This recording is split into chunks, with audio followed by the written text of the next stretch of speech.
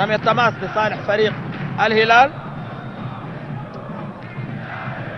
لعبة عالية داخل منطقة الجزاء، مبعدة خطيرة لصالح فريق الهلال وتسديد في المرمى، كرة خطيرة،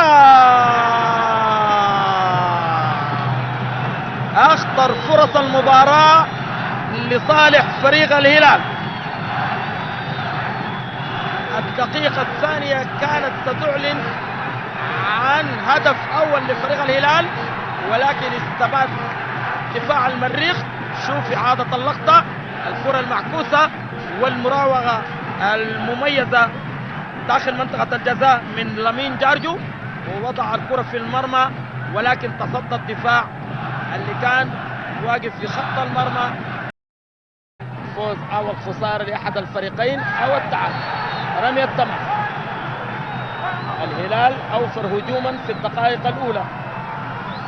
هنا مناوشات القمة بدأت مبكرا، مناوشات القمة بدأت مبكرا.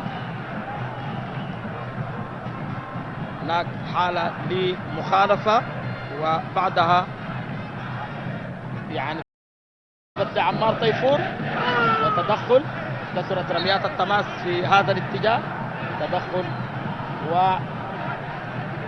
وسلامات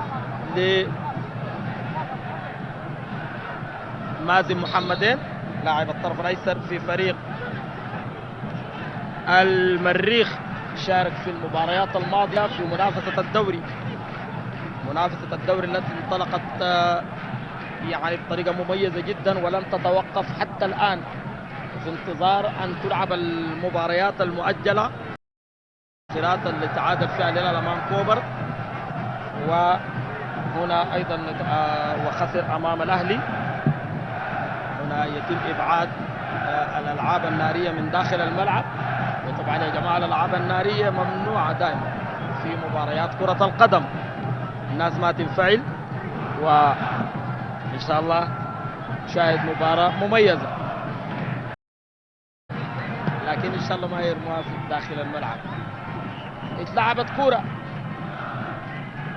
تدخل لموفق وخطأ، خطأ لصالح فريق المريخ. سلامات لقائد فريق المريخ رمضان عجب.